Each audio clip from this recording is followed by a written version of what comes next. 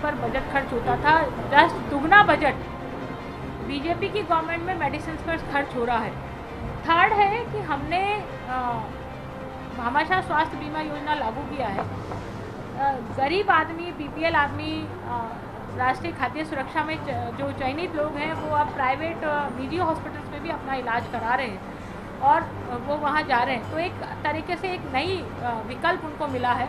जो सबसे स्वर्णिम योजना थी जिसको कि वर्ल्ड हेल्थ ऑर्गेनाइजेशन ने रिकॉग्नाइज़ किया था और पूर्ववर्ती सरकार की इस योजना को तत्कालीन गुजरात के मुख्यमंत्री नरेंद्र मोदी ने भी अपने अधिकारियों को भेज करके और उसके बारे में जानकारी ली थी और कई राज्यों ने उसको लागू किया और कई देशों ने भी।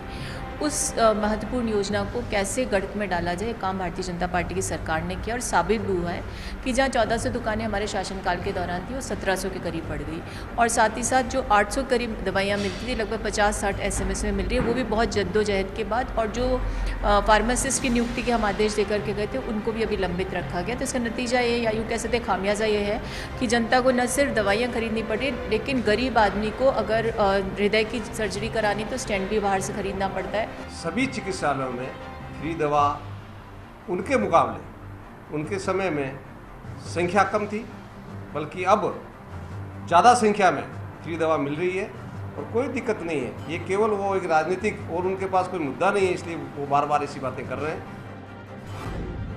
दो और दर्शक हमारे साथ हैं। अतुल शर्मा जी जयपुर से जुड़े हैं और दिनेश जी सीकर से हमारे साथ जुड़े हैं। अतुल जी नमस्कार।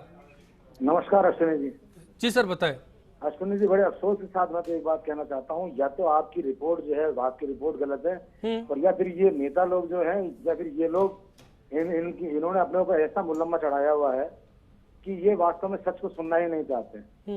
हम ये मानते हैं मीडिया चौथा स्तंभ होता है, चौथे स्तंभ में जमीनी स्तर पर जाकर के इसकी तहकीकात की होगी और उसके बाद ही प्रोग्राम रखा गया होगा जी। लेकिन बड़े दुर्भाग्य की बात है, सारे नेता इस बात को बार बार ये कह रहे हैं जो वर्तमान सरकार के कि नहीं ऐसा नहीं है और ये दूसरे में कमी निकालते हैं। दूसरे में कमी निकालने से हो सकता है कांग्रेस नहीं, मैं तो आपका तजुर्बा जानना चाहता हूं। कभी अगर सरकारी अस्पताल से आपका वास्ता पड़ा हो तो कैसे हालात? अभी आपके मानन साहब कह रहे थे कि कांवड़िया चले जाओ, जयपुरिया चले जाओ। मैं कह रहा हूँ रात में किसी भी अस्पताल में चले जाइए, ईसीजी तक की सुविधाएं नहीं है, सोनोग्राफी तक की सुविधाएं नहीं है, सीधा रेफर करने का काम होता है। सच है, मांडन साहब ने भी सुना आपका। आऊंगा मांडन साहब, जवाब लूंगा। एक और दर्शक है इंतजार कर रहे हैं, उसके बाद आपका रुख करूंगा। दिनेश जी नमस्कार। नमस्कार पारिक साहब। जी सर। पारिक साहब, समाचार पत्रों के विश्लेषण के अनुसार ये आता है कि नरेंद्र मोदी के नेतृत्व वाली सरकार इस जो राजस्थान वाली योजना है, मुफ्त दवा योजना, इसको पूरे देश में लागू करना चाहती है। इससे ये साबित होता है कि ये योजना बिल्कुल सही है। अब योजना खराब क्यों हो गई? योजना खराब इसलिए हो गई कि जो स्वास्थ्य महकमा है, जिस पर नागरिकों के स्वास्थ्य की जिम्मेदारी है, उसके अंदर चाहे डॉक्टर हो, चाहे उसके अंदर कितना बड़ा अधिकारी हो, चाहे मंत्री हो, चाहे चपरासी हो, उसने स्वास्थ्य सेवाओं को, सरकारी स्वास्थ्य सेवाओं को तो तनख्वाह के लिए, निजी हॉस्पिटलों को सेवा के लिए प्राथमिकता देनी प्रारंभ कर दी है। मैं सीकर कल्याण हॉस्पिटल की बात बताऊंगा आपको। बहुत से भामाशाह ऐसे हैं जिन्होंने सरकार बजट नहीं दे रही डायलिसिस मशीन के लिए या किसी भी एक्सरे मशीन के लिए, वो नहीं दे रही और उसको भामाशाहों ने दिया, मशीनें दी बढ़िया क्वालिटी की, उन मशीनों को जर्जर कर दिया 6 महीने में यहाँ के स्टाफ ने। और इतनी और बताऊं आपको, अस्पताल में दवाएं तो मिल ही नहीं रही है, 1-2 दवाई मिलती है। चलिए, मेरे ख्याल से मांडन साहब के मन के कई सवाल थे, उनका जवाब दिनेश जी आपने भी और अतुल जी आपने भी दे दिया। मांडन साहब, फिर मैं नहीं बोल रहा, दर्शक बोल रहे हैं, जानना चाहूंगा आपके दावे कौन से? देखिए, पिछले 4 महीने में इस 2016-17 का जो फाइनेंशियल ईयर है, अप्रैल मई जून जुलाई के अंदर लगभग 150 करोड़ रुपए की दवाइयाँ परचेज हो चुकी है। एक आंकड़ा मैं आपको और बता देता हूँ।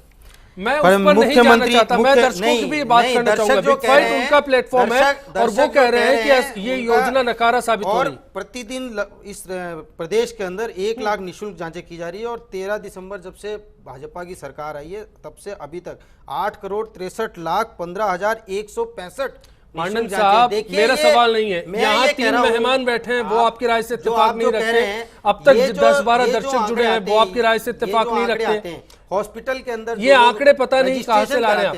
नहीं, ये आंकड़े कहां से लेके आए? तो ये आंकड़े हमारे पास में तो सरकारी आंकड़े हैं। आप इन सरकारी आंकड़ों को चैलेंज कैसे कर रहे हैं? मैं ये कह रहा हूँ ये आंकड़े तो वहां से मैं नहीं कर रहा, मैं जानना चाह रहा हूँ कि आपके पास ये आंकड़े किसने तैयार करके दिए, बाकी लोग कोई व्यक्ति जाता है। देखिए अजीत जी आप सिर्फ आंकड़ों तक सीमित रहना चाहते हैं। नहीं, मैं आंकड़ों तक सीमित नहीं हूँ, हम जमीन पे कार्य कर रहे हैं। अगर जनता संतुष्ट नहीं है तो योजना विफल है। हमारा जमीन के ऊपर लगातार, और हम इसकी मॉनिटरिंग कर रहे हैं, इसको लगातार व्यवहारिक बनाया जा रहा है। ये दवा इसीलिए हमने लिखा बनाने के लिए, इसीलिए इसके अंदर मलेरिया से रिलेटेड हो चाहे कमल साहब, इसमें लोगों से इत्तेफाक पड़ता है जी, लोगों से वास्ता पड़ता है। अरे सर, आपके आंकड़े माना सही, तो ये अपने आप में धरातल की स्थिति और आपके आंकड़ों का गैप ये साबित करता है कि वो दवाइयां कहाँ मिसिंग। अरे साहब, मैं प्राइवेट हॉस्पिटल में आज तक नहीं जाता हूँ। नहीं माना, अपने संबंधित माना। अरे सर, मैं और मेरे अनुभव भी इसमें बहुत। आप सुनना चाहेंगे?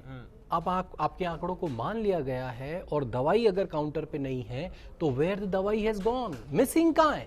यानी कि कहीं ना कहीं आपके प्रशासनिक ढांचे में, आपकी मॉनिटरिंग में बहुत बड़ी कमी है कि आपके द्वारा दी गई दवाई शायद बाजार में प्राइवेट में बिक रही है या फिर और कहीं जा रही है, इसलिए वो आपके काउंटर पे नहीं मिल रही है। देखिए, ये अपने आप में बड़ा सवाल जुड़ा हुआ, आजाद साहब को भी सुन लेते एक बार। देखिए, इस योजना से जुड़ा हुआ एक बहुत बड़ा मुद्दा है, क्योंकि इस राज्य में एक बहुत बड़ा तबका है राज्य कर्मचारियों का और पेंशनर्स का, जो पूरी तरह सरकारी अस्पतालों में और सरकारी दवाइयों पर निर्भर है। लेकिन ये दोनों तबके सरकार का हिस्सा होने के बाद भी इस योजना से संतुष्ट नहीं है और राज्य सरकार की कार्यप्रणाली से संतुष्ट नहीं होते। क्यों?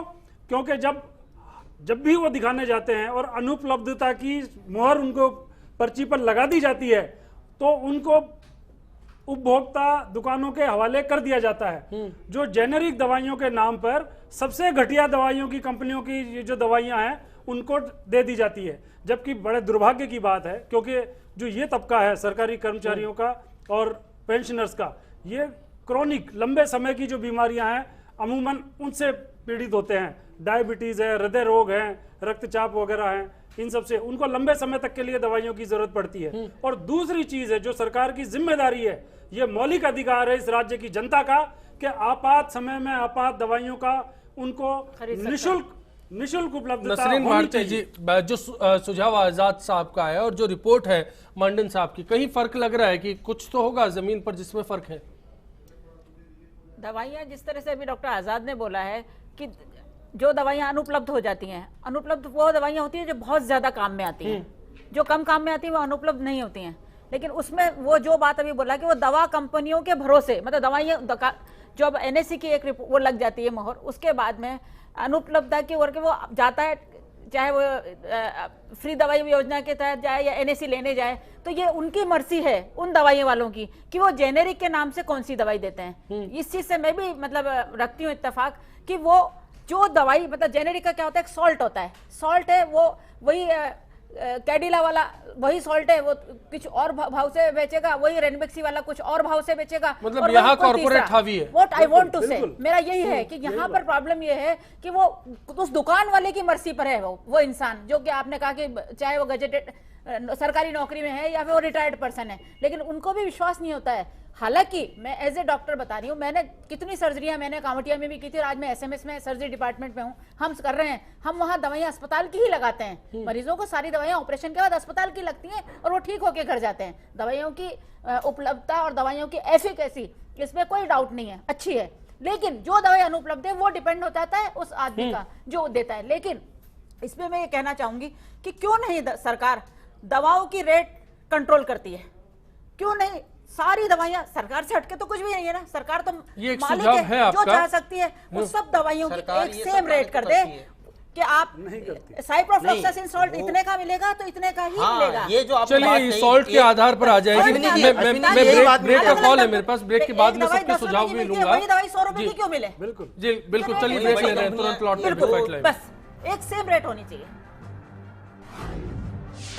अस्पताल में दवाइयाँ यहाँ से बराबर नहीं है, तो अधिकांश मरीज मेडिकल में दुकान दवाई लेने और व्यवस्था खराब है। जो गरीब आदमी हॉस्पिटल जाते हैं सरकारी हॉस्पिटल में, और वहाँ पे डॉक्टर जो उनको दवाई लिखते हैं उनकी मोस्टली दवाइयाँ वहाँ पे उनको फ्री ऑफ कॉस्ट मिल जाती हैं, जिससे उनको मुझे लगता है काफ़ी फ़ायदा हुआ है।